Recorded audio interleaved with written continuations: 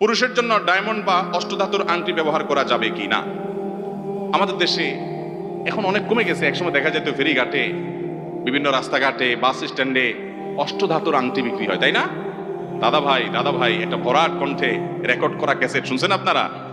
কত জীবনে বারবার আমরা হাজারো বার শুনছি। সেখানে বলা হয় যে কি শনির দশা, রাহুর গ্রাস, হ্যাঁ, তারপরে কালের দৃষ্টি, এগুলো থেকে বাঁচার জন্য আপনার কপাল পরিবর্তন, ভাগ্য পরিবর্তনের জন্য এই অষ্টধাতুর আংটি পরীক্ষিত, বিফলে মূল্য ফেরত। অষ্টধাতু কি? রূপা, তামা, এটা সেটা, এইগুলা বলে ব্যবহার করে, এগুলা আংটিতে ব্যবহার করলে তার নাকি ভাগ্য চেঞ্জ হয়ে যায়। সম্পূর্ণ ইমান বিধ্বংসী একটা বিশ্বাস। কেউ যদি এটাকে সিরিয়াসলি বিশ্বাস করে, হাকিকি অর্থ নেয় যে আমার ভাগ্য পরিবর্তন এই অষ্টধাতুই করতে পারে, তাহলে ইমান পর্যন্ত চলে যেতে পারে। এত ডেঞ্জারাস একটা বিষয়। আমরা এটা খুব ছোট জিনিস মনে করি। ছোট জিনিস না এটা, ছোটখাটো বিষয় না, অনেক বড় ধরনের অপরাধ এটা। শিরকে আকবার হয়ে যেতে পারে। কারণ